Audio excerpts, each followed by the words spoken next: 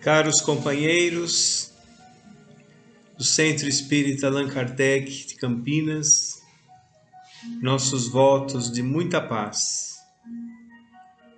Todos nós estamos muito felizes de poder contactar com vocês mais uma vez e que Jesus, o Mestre Amantíssimo, ampare a todos nós e nos dê a sua paz. Hoje nós iremos falar a respeito de um tema do Evangelho segundo o Espiritismo, a eficácia da prece. A prece, vista sobre a ótica espírita, tem uma conotação diretamente ligada às realizações do ser humano, o seu posicionamento mental, seus merecimentos e, por que não dizer, a sua conduta perante a própria existência. A prece é uma sintonia com o Criador, que obedece uma hierarquia moral. A hierarquia na vida espiritual é moral. E quando nós vemos esta questão, entendemos que a justiça da terra ainda é imperfeita. Está de acordo com o momento em que o homem vive, a sua época, de modo que, fazendo uma análise a respeito da justiça terrena, vamos perceber que algumas leis que antigamente eram perfeitamente possíveis, hoje em dia são consideradas bárbaras pela sociedade em que estamos. E certamente no futuro, quando o mundo for, por exemplo, um mundo regenerado, as leis que temos hoje em dia serão também incompletas e imperfeitas.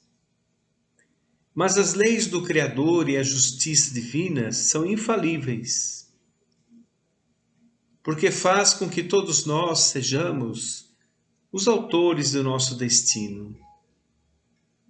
As leis imutáveis do Criador estão por toda parte. Seguem uma justiça que não se coaduna muitas vezes com a justiça da terra. Muitas vezes, quando observamos determinados eventos que ocorrem conosco, achamos injusto por não termos simplesmente uma visão mais ampliada do ponto de vista espiritual. Então nós vamos observar que a prece é uma rogativa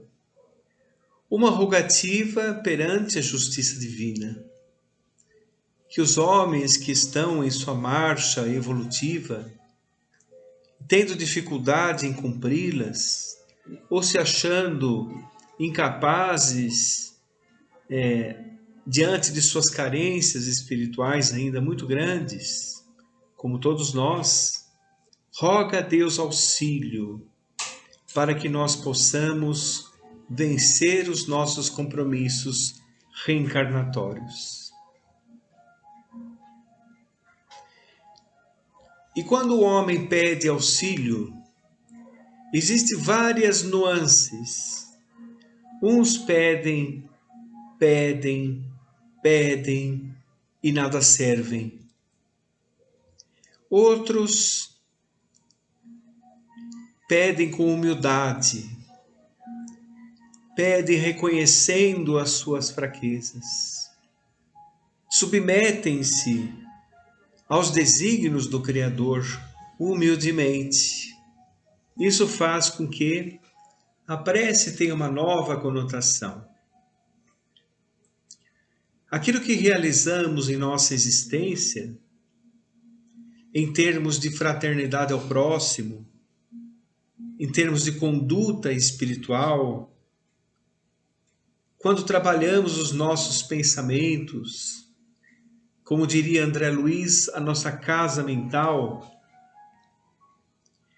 ao trabalhar os pensamentos, que muitas vezes vêm desequilibrados desde várias existências.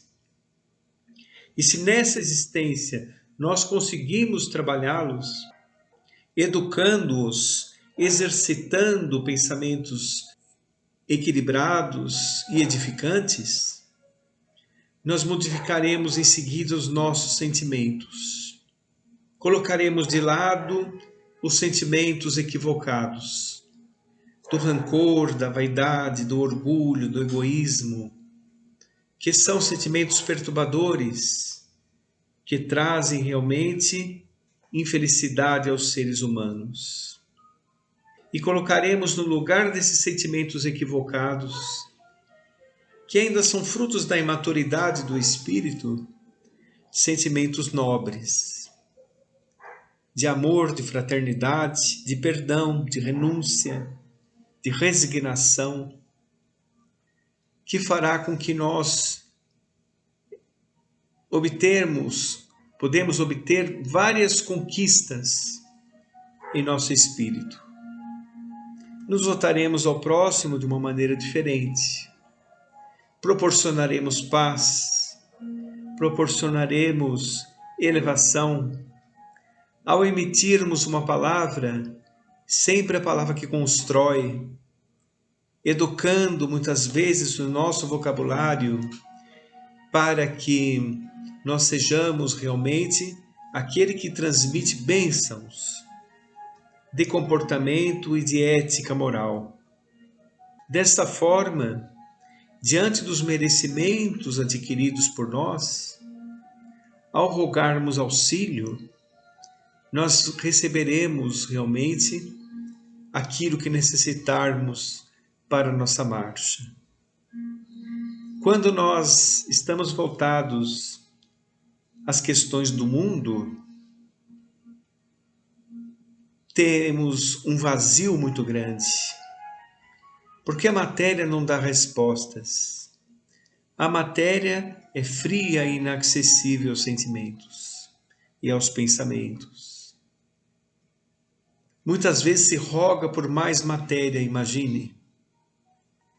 E sabemos, diante das leis de causa e efeito, que o Espiritismo abraça com um esclarecimento maravilhoso, que nós teremos na existência tudo o que precisamos para cumprirmos os nossos compromissos reencarnatórios. A ganância faz com que os seres humanos entrem em um panorama de ilusões muito pernicioso para os seres humanos. Isso faz com que ele se cerque de ilusões e os seus pedidos diante da prece tornam-se lógicos. Existe uma lição no Evangelho, pedi e obtereis, lição pedi e obtereis, que fala de um fariseu que se gabava realmente da forma como ele conduzia a vida, agradecendo por ele ser isso, ser aquilo, ter essa ou aquela conduta, que não era como aquele publicano que nada fazia. Ele tinha uma posição realmente de extremo orgulho diante de sua postura na terra. E por que não dizer de sua posição social. Já o publicano, ao orar, ele reconhecia realmente as suas falhas, as suas imperfeições, reconhecia-se como um pecador e fazia com que a sua prece se tornasse extremamente sincera, porque é isso que a espiritualidade observa, a sinceridade, para em seguida analisar o merecimento diante da rogativa e realmente se a pessoa se coloca humildemente frente ao Criador. Tem pessoas, por exemplo, que querem ensinar a Deus como fazer. E essa questão é uma questão muito difícil. O publicano teve uma prece muito mais bem atendida diante de sua postura moral e espiritual. A doutrina espírita também aborda a questão da transmissão da prece. A prece é transmitida pelo fluido cósmico universal. Dizem os amigos espirituais, assim como o ar conduz o som, só que circunscrito até onde as ondas sonoras atingem, o fluido cósmico universal em que estamos todos sujeitos e mergulhados neste fluido que abrange tudo, encarnados e desencarnados, transmite o pensamento.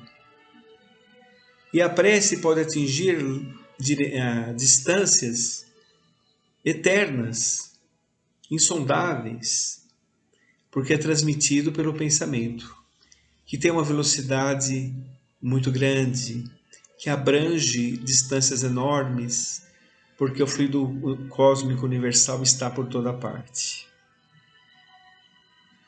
O que deveremos pedir na prece?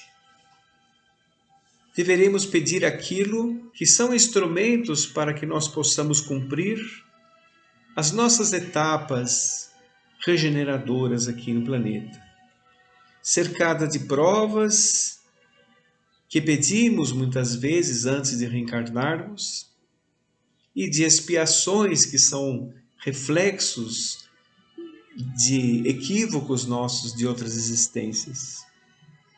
Diante de tudo isso, nós podemos pedir os elementos necessários para que aquilo que precisamos passar, passemos da melhor forma possível.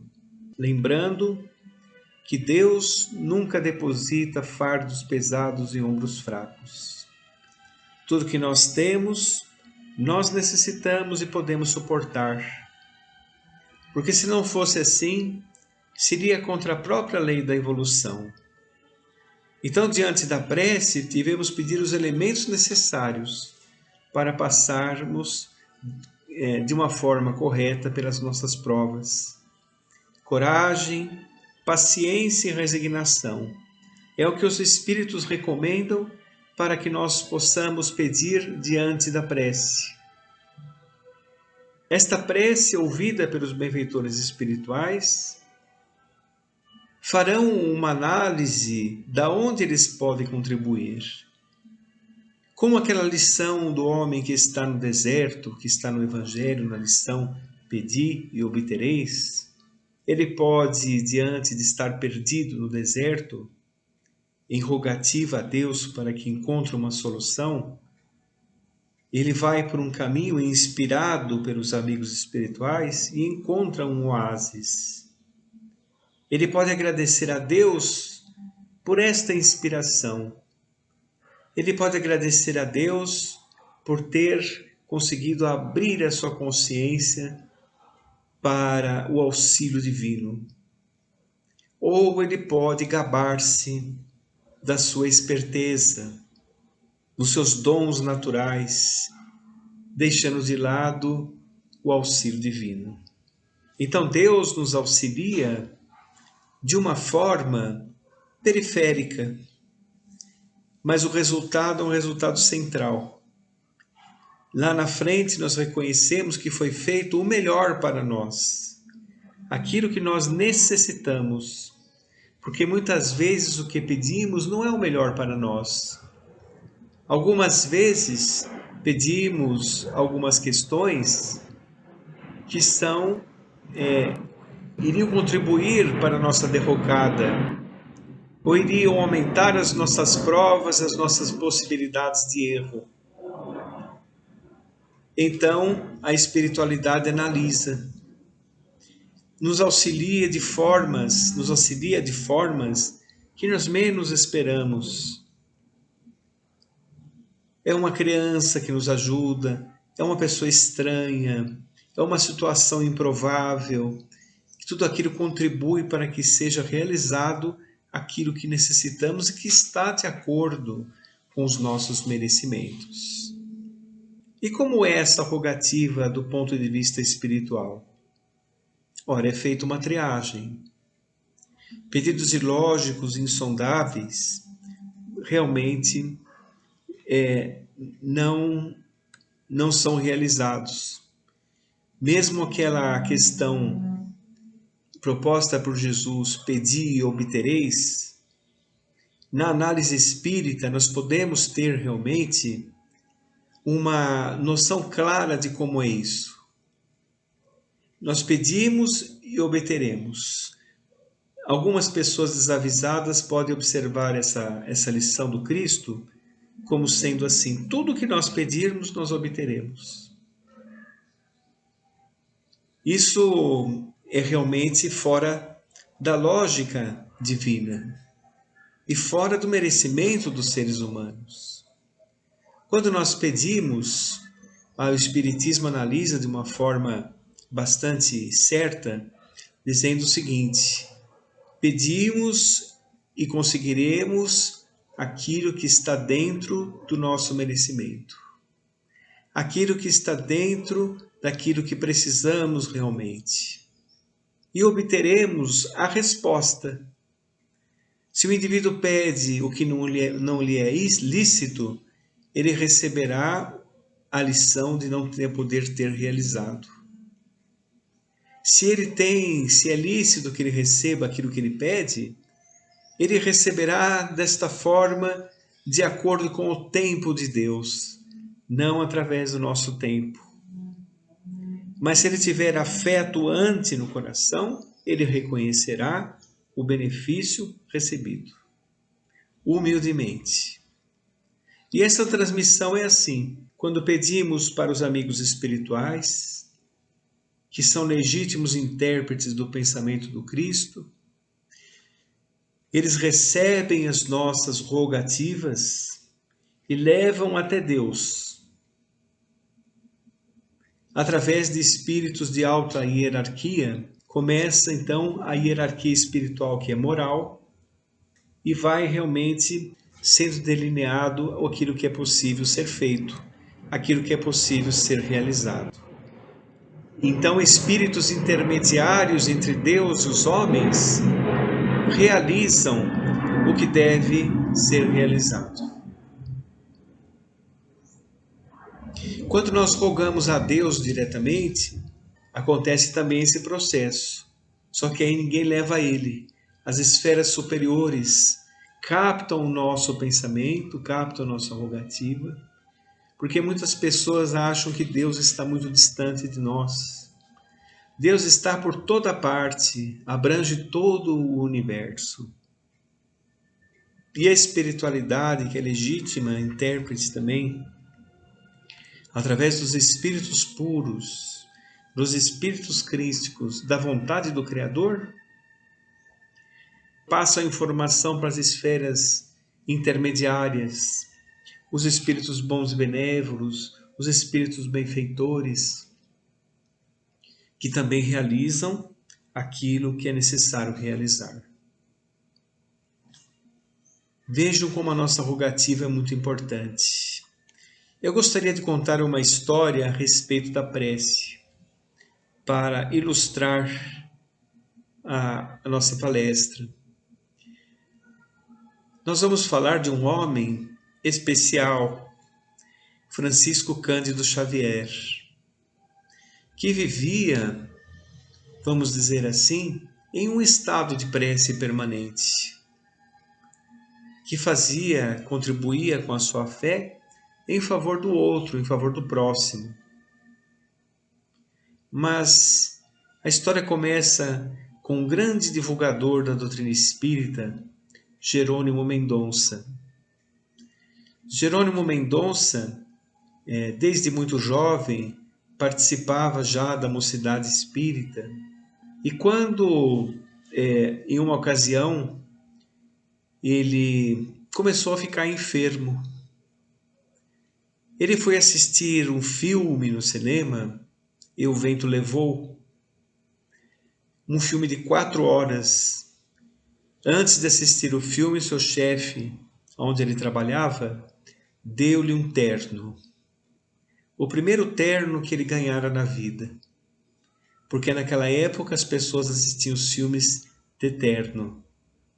Os homens, né? Assistiam os filmes de terno. E ele então foi ao cinema. O cinema estava lotado e ele ficou às 4 horas de pé. Já sentira algumas dores nas articulações, mas não deu tanta importância. Ele era um atleta, poderia ter sido uma contusão, algo semelhante. Quando foi ao final do filme, as suas pernas estavam tão inchadas que teve que cortar a calça do terno para que ele pudesse ser socorrido. Estava passando mal e foi diagnosticado uma artrite reumatoide deformante muito grave, com poucos recursos na época. Estamos falando aí de 1950, 60, uma época em que os recursos para o tratamento não eram tão modernos como hoje. Hoje já se tem tratamentos mais aperfeiçoados. E essa artrite reumatoide foi tomando corpo, de modo que Jerônimo Mendonça teve que ficar em um leito o resto da sua existência. E quando ele estava em seu leito, ele continuava pregando a doutrina espírita. A doutrina espírita nunca saiu de sua vida. Em todos os momentos de dor, ele fazia uma rogativa ao Criador, que lhe dava forças para continuar pregando a doutrina espírita. Alguns companheiros da casa espírita colocavam-no em uma perua e levavam-no até as casas espíritas, longe, muitas vezes. Esta maca, ela tinha um determinado ângulo de inclinação, em que se ele fosse um pouco mais para frente, não conseguia respirar. Fosse um pouco para trás, também não conseguia respirar. Jerônimo colocava um saco de areia no tórax para aliviar-lhe as dores torácicas, mas sempre sorrindo e feliz, e falando de esperança e de amor diante da doutrina espírita. Aquelas pessoas que iam no procurar, ele tinha uma voz muito bonita, iam com aqueles problemas enormes, olhavam para Jerônimo, que contribuía com um olhar sorrindo, e dizia: qual o seu problema, minha filha? As pessoas não tinham coragem, falavam: nada, não tenho problema nenhum. Era a forma de Jerônimo consolar. Cantava, sorria e falava a respeito de amor e de esperança. Certa vez ele teve um problema visual, foram fazer uma cirurgia nas suas cataratas e um erro médico fez com que ele se tornasse também cego. Então ele conseguia se alimentar com um canudo. Não enxergava e não andava. E não parou de falar sobre amor e sobre a doutrina espírita, sobre Jesus. Um exemplo a ser seguido para todos nós. Quando Jerônimo, certa vez, teve uma grande hemorragia, uma hemorragia que o médico classificou como sendo irreversível. Deu um tempo de vida a Jerônimo. Jerônimo, você irá viver poucas semanas. E aí Jerônimo, que era muito amigo do Chico, pediu para ver o benfeitor de Uberaba por mais uma vez antes de desencarnar. E o médico disse, falou: olha, se você for pela estrada, desencarnará no caminho. Então arrumaram um pequeno avião de um fazendeiro da região e o levaram ali para Uberaba. Ao chegar em Uberaba, a reunião já se fazia tarde. Chico estava atendendo muitas pessoas e Jerônimo estava com uma espécie de camisola já tingida de sangue, porque a hemorragia não parava. No caminho, ele teve também um ataque hemorrágico. Quando chegou a Uberaba e Chico o viu nessas condições, disse assim: olhe que flor maravilhosa que veio nos visitar. Vamos beijá-la com muito cuidado para que ela não perca suas pétalas. Então as pessoas que lá estavam, os trabalhadores da casa espírita de Chico Xavier, fizeram uma fila para cumprimentar e beijar Jerônimo. Cumprimentar e beijar Jerônimo. Quando chegou a vez de Chico, ele fez uma prece, colocou a destra sobre sua fronte e fez uma rogativa a Deus para que ele melhorasse. A hemorragia estancou na hora. Quem conhecia as reuniões de Chico Xavier sabem que exalava devido aos efeitos físicos que Chico trazia em sua missionária mediunidade,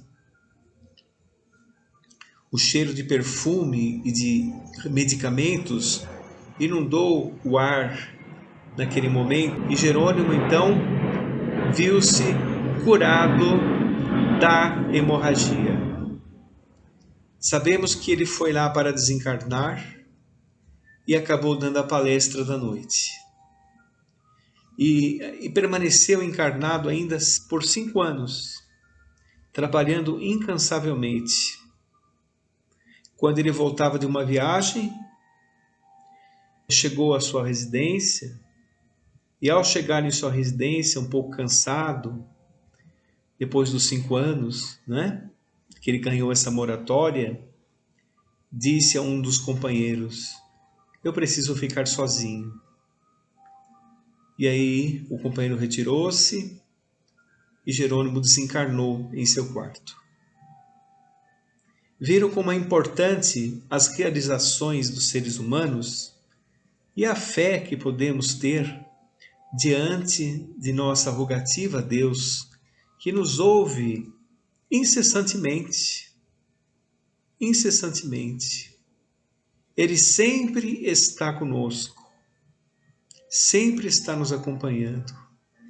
E esses mensageiros, que são aqueles espíritos que querem o bem da humanidade, querem transformar o mundo em um mundo melhor, estão sempre também ao nosso lado, como trabalhadores incansáveis do próprio Criador e de Jesus.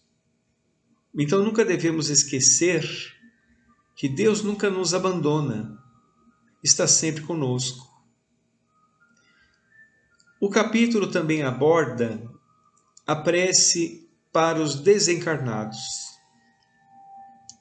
Como nós deveremos fazer a prece para os desencarnados? Será que realmente adianta a prece para os desencarnados? Adianta e muito.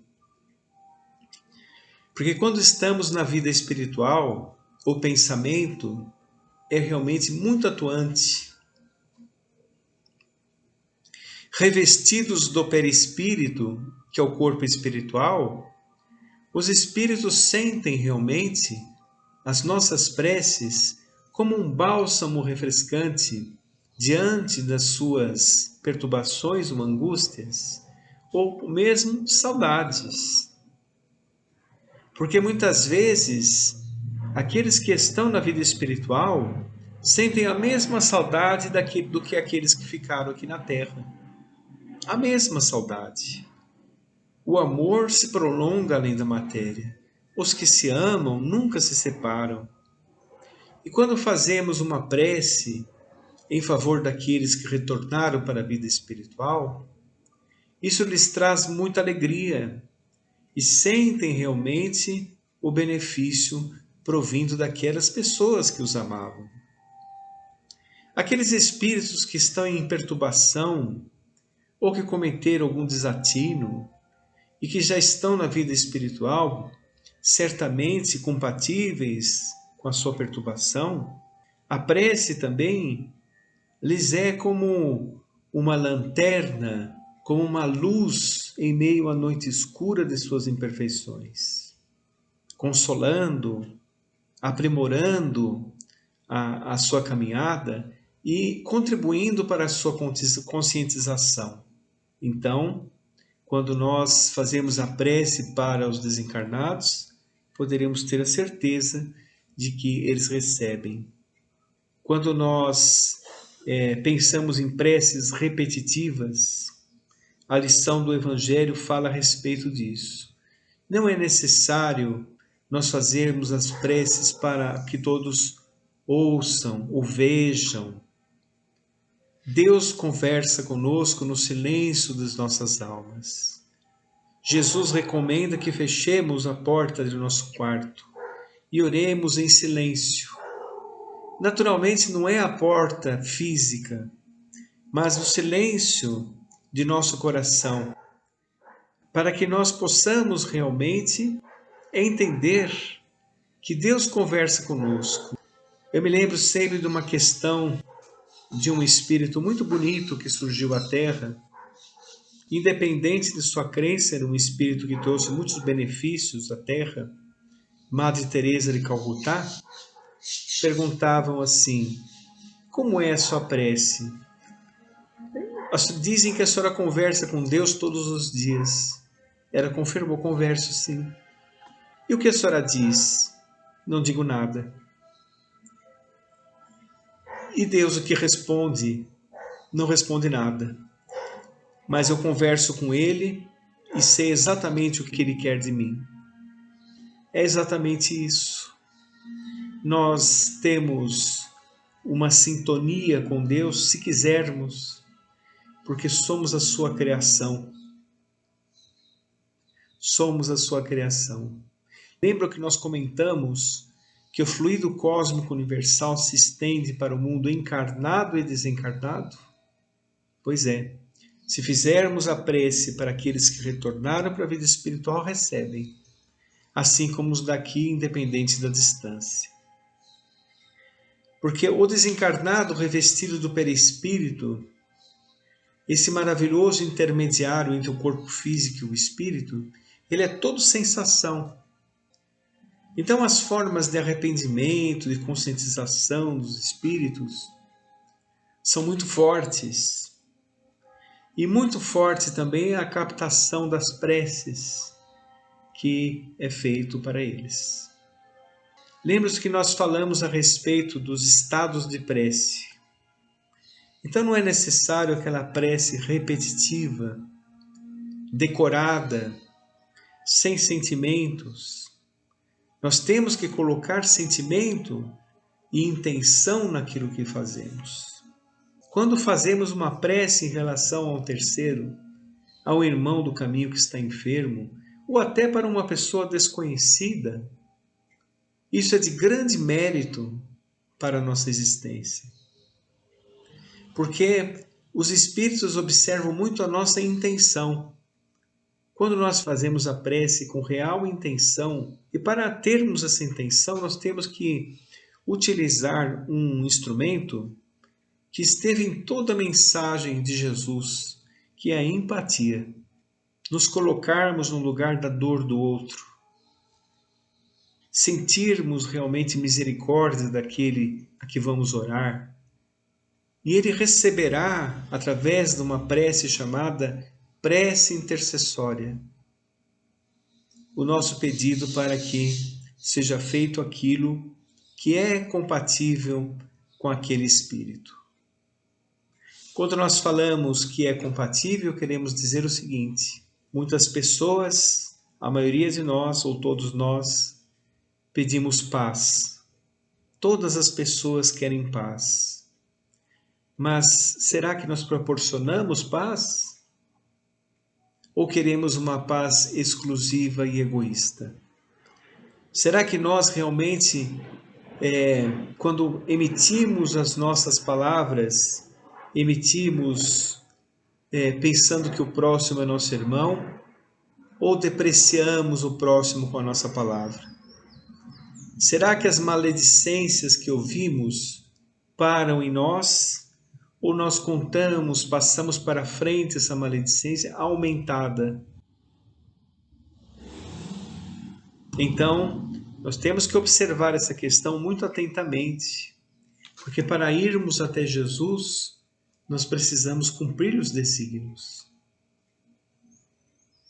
A prece, feita com sinceridade, supera inclusive as nossas imperfeições e pode ser um importante contributo para a aquisição de paz. Mas as nossas atitudes perante a vida é que trazem realmente paz. São aquelas que fazem de nós um bom instrumento. É aquilo que traz realmente uma realização no interior. Quando temos essa realização, nós enxergaremos os primeiros passos para a tão sonhada felicidade. Diante da prece, não é necessariamente não precisamos dos templos. Porque não adianta a pessoa à noite, por exemplo, geralmente são noturnos, né? Ou final de semana em algumas religiões, chegarmos como o fariseu fazia, ia nos templos, tinha oferendas, tinha preces, não é? Faziam prece em voz alta para serem vistos, e a sua vida particular cercada de desequilíbrio. Então, nós podemos fazer prece a qualquer hora do dia, a qualquer minuto. Aquela prece que não necessariamente é aquela prece decorada, mas um pensamento de amor já é uma prece. Um pensamento de equilíbrio, de saneamento da saúde, já é uma prece. Para as pessoas que conhecemos e para as pessoas que talvez nos conhecemos, pela prece intercessória. Agora, e a prece para aquelas pessoas que nos prejudicam? Esta prece, então, tem uma eficácia, um mérito muito grande. Nós é que somos os beneficiados com esta prece. Porque nós colocamos de lado sentimentos perturbadores e no lugar de sentimentos perturbadores, pensamentos edificantes. Começa por aí. E aí, quando fazemos a rogativa, rompemos um padrão de negatividade e de antagonismo que existe às vezes entre uma pessoa e outra. Aí muitas pessoas dizem assim, mas ele continua me prejudicando? Ele continua antagônico comigo? Não há problema. Aí já é a parte dele. Importante é que nós façamos a nossa parte, que nós realmente, sinceramente, peçamos a Jesus que aquela pessoa receba os benefícios necessários do aprendizado, para que aquela pessoa consiga realmente tranquilizar-se e romper esse vínculo negativo para contigo. Então, é uma questão muito importante. Jesus pedia-nos, inclusive para nós orarmos pelos criminosos. Olha que interessante. Então, é uma questão delicada que muitas vezes nós não conseguimos ainda. A lógica dos homens ainda está distante da lógica do Cristo. Por isso nós sofremos. Eu vou contar uma outra história do Chico, que diz assim. O Chico, algumas vezes, lia um jornal que era um jornal muito difícil. Era um jornal que falava de vários crimes, chamado Diário Popular. E aí os amigos mais próximos do Chico comentavam com ele assim: Chico, por que você lê um jornal tão feio como este, que traz tantas tragédias? E ele, o coração evangelizado do homem de bem que é, respondia: eu leio para fazer prece a essas pessoas que cá estão, que cometeram os crimes ou que foram vítimas. Olha que lógica diferente. A lógica da prece feita com amor realmente é essa que o Chico, porque muitas pessoas deslumbravam-se com a questão mediúnica de Chico Xavier. Mas aqueles que o conheceram mais de perto, elas se surpreendiam pelas demonstrações de humanidade daquele homem do futuro, já regenerado, que esteve aqui entre nós. Então, nós vemos como a prece ela não é simplesmente um pedido, ela deve ser acompanhada de nossas realizações, de nossa sinceridade, de nosso reconhecimento da grandeza de Deus e de nosso reconhecimento de nossas próprias fraquezas. Aí tudo será analisado pela espiritualidade superior e será feito o que nós necessitamos para a nossa existência. Na medida certa e no tempo certo que deverá ser. Algumas pessoas incrédulas dizem assim, incrédulas da prece, dizem assim: não é necessário orar. Deus já sabe tudo o que nós precisamos. Então não é necessário. Este é um ledo engano, porque não fosse assim, Jesus, por exemplo, não teria ensinado o Pai Nosso, não é? Quando Jesus falou aquelas palavras maravilhosas, ele estava realmente nos mostrando como nos posicionarmos mentalmente. Como nos posicionarmos. O reconhecimento de Deus, o agradecimento e a rogativa.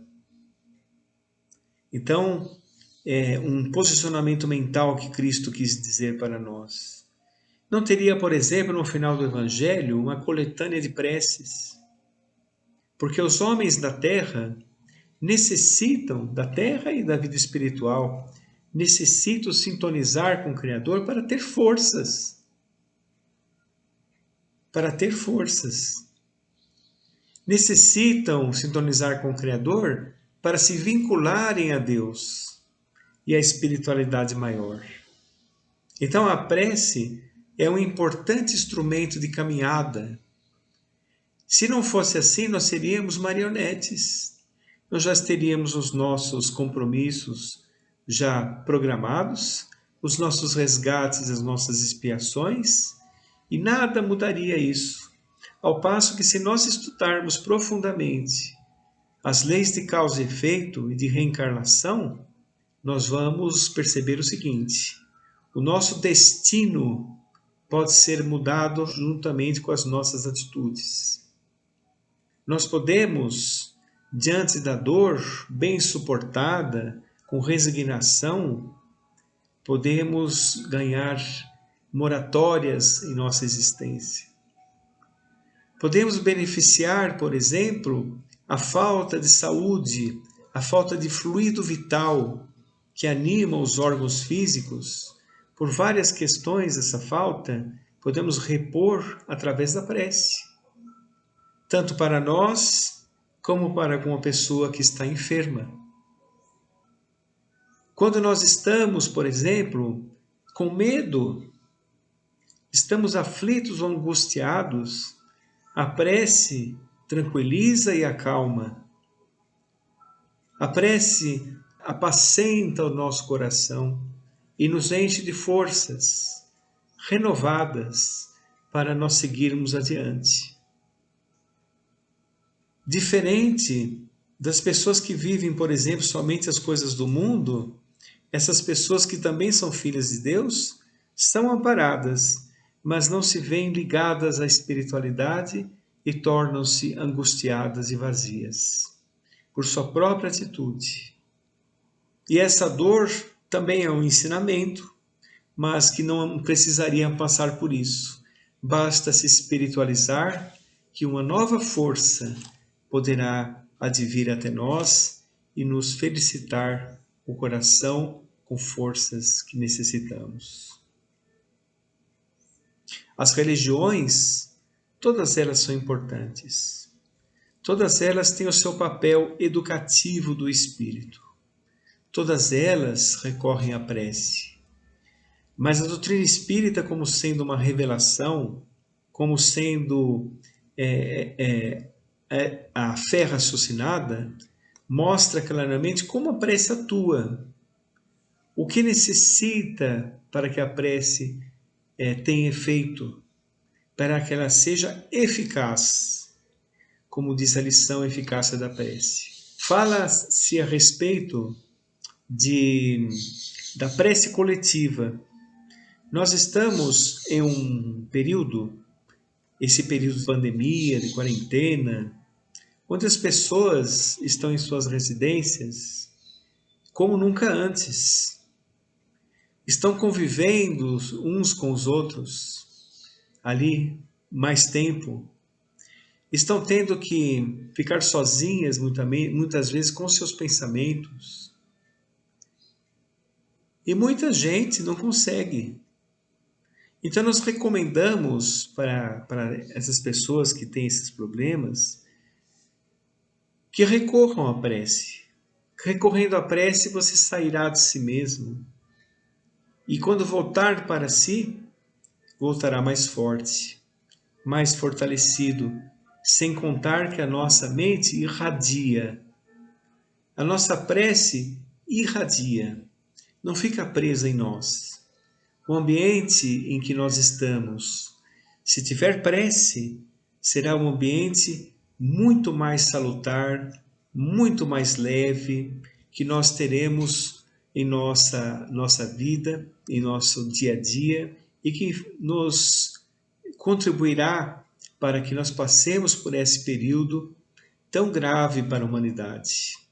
Quando nós fazemos preces coletivas, fortalecendo um grupo, fortalecendo uma pessoa que está enferma, como diz a lição do Evangelho, tem mais eficácia ainda. Porque juntam vários pensamentos de amor dentro de uma mesma finalidade. Isso fortalece o ideal e fortalece também o momento que estamos passando. Nos fortalece diante do momento que estamos passando. Então Jesus, quando orava, ele orava para a humanidade. Ele pedia inspiração para o próprio Criador, porque ele era intérprete da vontade do Criador, Espírito Crístico. Esse Espírito maravilhoso que esteve aqui encarnado na Terra e que está sempre presente em nossas existências, sabemos que a sua aura luminífera atinge todo o planeta Terra. De modo que se nós pensarmos nele, nós captaremos este amor, sentiremos Jesus. Tal hierarquia espiritual desse Espírito. Então as rogativas feitas não ficarão em vão, não se perderão no nada. Mesmo que forem ilógicas, o indivíduo, pelas leis universais, receberá realmente a lição necessária para o momento psicológico em que ele se encontra. Mas Jesus rogava pela humanidade. Os espíritos puros também rogam pela humanidade e interpretam a vontade do Cristo. Os espíritos bons e benévolos, que são legítimos trabalhadores, que contribuem para a humanidade, porque a humanidade caminha lado a lado com a espiritualidade, muito mais do que imagina, conforme o livro dos Espíritos. Eles também, contribuindo para a humanidade, rogam a Jesus forças para suportar as suas tarefas. São eles que contribuem para o nosso desencarne, nosso reencarne, eles que nos inspiram, eles que nos tratam muitas vezes, nos conduzem em desdobramento do sono físico para tarefas ou para reencontros na vida espiritual, em uma liberdade do espírito parcial durante o sono. São eles que são os trabalhadores mais diretos com nós, e o homem na terra roga auxílio para si mesmo e para as pessoas que o cercam. E poderá, no futuro, já com a mente mais avançada, rogar auxílio àqueles que os perseguem e rogar auxílio àqueles que cometeram desafios sociais. Rogar para os dirigentes do país, para que eles acertem. Então, vejam, é muito importante essa conexão fluídica vibratória. Através do entendimento doutrinário, podemos compreender muito essa questão importante para todos nós. Falamos do capítulo Eficácia da Prece, do Evangelho segundo o Espiritismo. Recomendo que leiam, é muito interessante. E que nós vamos agora encerrar com uma prece muito bonita, que nós já falamos em Campinas, mas é uma prece que fala muito do nosso momento, muito do momento que nós estamos atravessando e da situação em que nos encontramos, inclusive da humanidade toda. É uma prece psicografada por Francisco Cândido Xavier, que está no livro Parnaso de Além Túmulo, primeira obra mediúnica de Chico. O espírito é José Silvério Horta. Vamos lá. Pai nosso que estais nos céus, na luz dos sóis infinitos, Pai de todos os aflitos deste mundo de escarcéus, santificado seja o teu nome sublime, que em todo o universo exprime ternura, concórdia e amor. Venha a nós o teu reino de bondade, de paz, de claridade, na estrada da redenção. Cumpra-se seu mandamento, que não vacila nem erra, nos céus como em toda a terra, de lutas e sofrimento. Dá-nos o pão no caminho, feito na luz do carinho, do pão espiritual. Perdoa-nos nossos débitos tenebrosos, de passados escabrosos, de iniquidades de dor.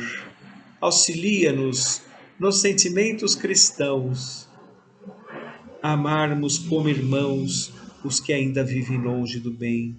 E com a proteção de Jesus, livra nossa alma do erro deste mundo de desterro, ainda distante de vossa luz. Que a nossa ideal igreja seja o altar da caridade, onde se faça a vontade de teu bendito amor. Muita paz a todos, fiquem com Deus e até breve.